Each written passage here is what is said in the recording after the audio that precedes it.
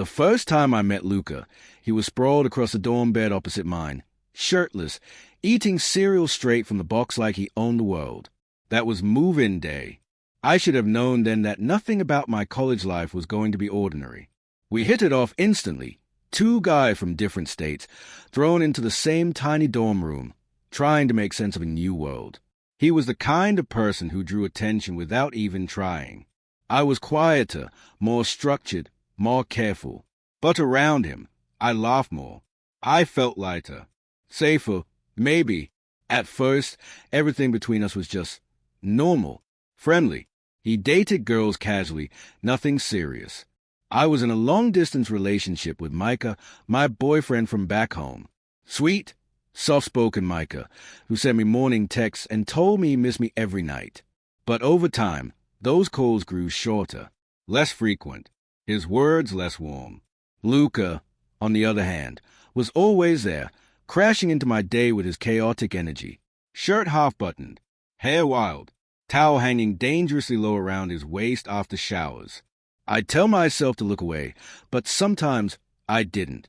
It was subtle at first, the shift, a lingering glance, a shared smirk that lasted too long.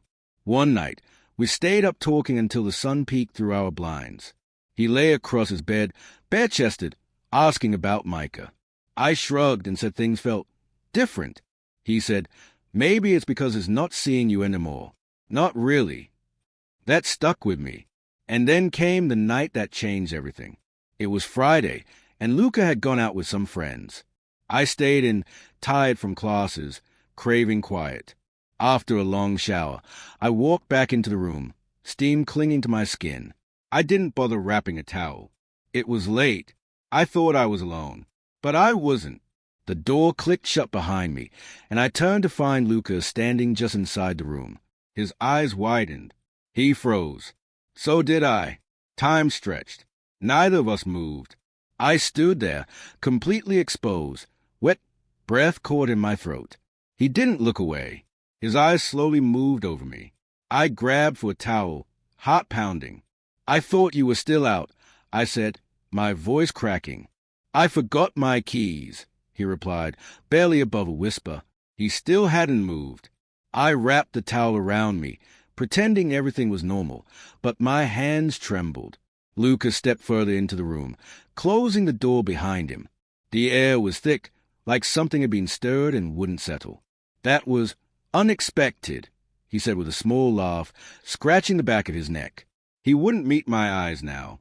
Yeah, I murmured, avoiding his too. We both stood in awkward silence until he cleared his throat and tossed his keys onto the desk. I'll crash. You good? Yeah, totally. He climbed into bed, turned away from me. I dressed slowly, back turned, heart still beating too fast. But that moment, it lingered. That night, I couldn't sleep. My thoughts were a swirl of Micah's fading voice, Luca's eyes on my skin, and the terrifying truth rising in my chest. I didn't want to forget how it felt. I didn't want to push it away. I turned to look at Luca in the dark. His breathing was steady, calm. Mine wasn't. I wasn't sure what scared me more, what just happened, or what might happen next. Morning came with a tension neither of us acknowledged. The sun was already climbing, warm light cutting between the blinds. I pretended to still be asleep, but I could feel Luca moving around the room, grabbing a hoodie, sliding his phone into his pocket, muttering something about going to the dining hall. The door clicked shut behind him, and I exhaled for the first time in what felt like hours. What had happened the night before wasn't much. I was naked. He walked in. That was it. But it felt like something had cracked open between us, something neither of us had the tools to deal with. I told myself it was nothing, that I was overthinking it. But I couldn't ignore how he had looked at me, slow, unhurried, and not the way a straight guy looks at his best friend. The day passed slowly. We both pretended we were fine. He asked if I wanted to hit the gym.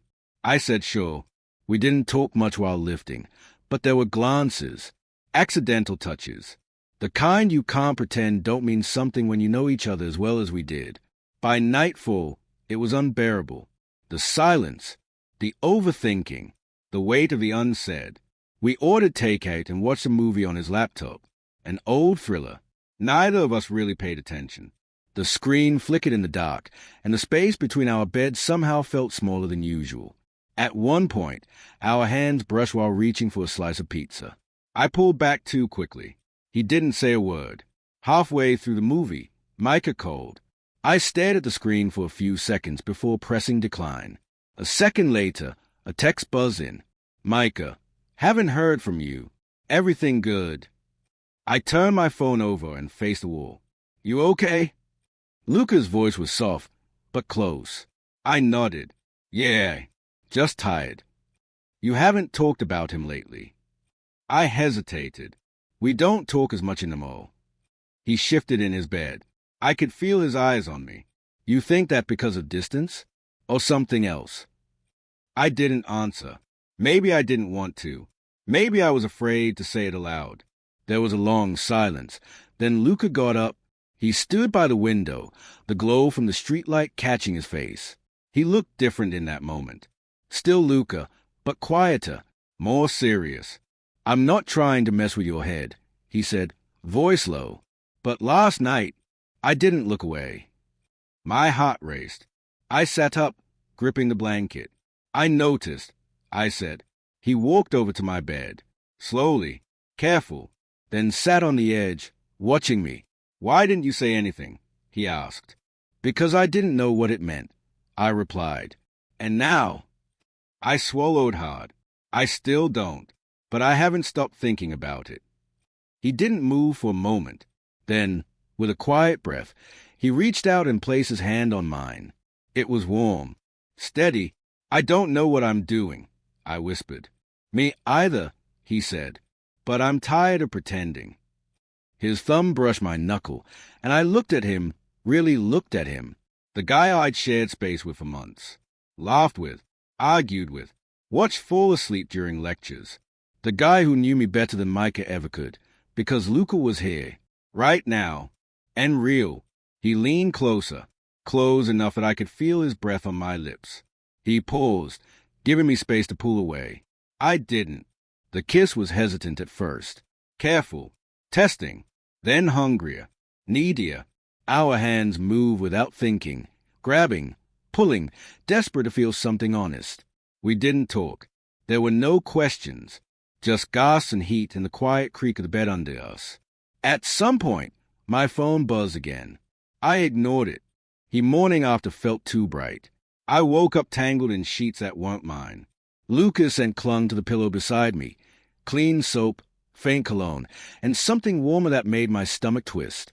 My body ached in places I hadn't expected, and for a moment, I simply lay there, trying to remember which part of last night had been real and which part one might have imagined. But then I turned, and there he was. Luca lay on his side, watching me, quiet, studying me the same way he used to look at physics problems he hated but couldn't stop trying to solve. Hey, he said softly, like the word might break us. I opened my mouth to say something. I didn't know what. Maybe good morning. Maybe what had we done. But all that came out was a small, unsure hi. He smiled faintly. You okay? I nodded, then lied. Yeah, I think so. He sat up, rubbing his face like he'd been awake for a while. His shirt was tossed somewhere near the foot of the bed, mine even farther. Everything felt out of place. My brain buzzed with thoughts I didn't want to unpack yet. I don't regret it, he said, voice still groggy but sincere. That hit me harder than I expected. I don't either, I replied, but it didn't come out confident. More like I was trying to convince myself. A silence settled between us, not awkward, not tense, but loaded. I climbed out of his bed, pulling on a hoodie. His eyes followed me, but he didn't say anything. When I checked my phone, I froze. 3 missed calls from Micah. 1 voice message. 2 texts. Micah, you okay? Micah, I'm starting to worry. Please just message me. I stared at the screen until it blurred. My thumb hovered over the voice message, but I couldn't bring myself to hit play. You don't have to talk to him right now, Lucas said gently, standing behind me now. Too close, too calm. Take your time. I nodded, but didn't turn around. I couldn't. Not yet. I should shower, I muttered. He didn't argue. Inside the small bathroom, the mirror told a story I didn't want to see. My lips were slightly swollen. My neck touched by faint red marks. My eyes confused, unsure, somewhere between guilt and desire. The water was cold at first, and I didn't flinch. I let it wash over me like punishment, like truth. What happened last night wasn't planned. It wasn't a mistake, but it was something I couldn't take back. Not with Micah still waiting for an explanation I wasn't ready to give. Back in the room, Luca was already dressed. He had that half smile on his face again, the one that usually meant trouble, but today just looked tired. "I've got class in 10, he said. "You?"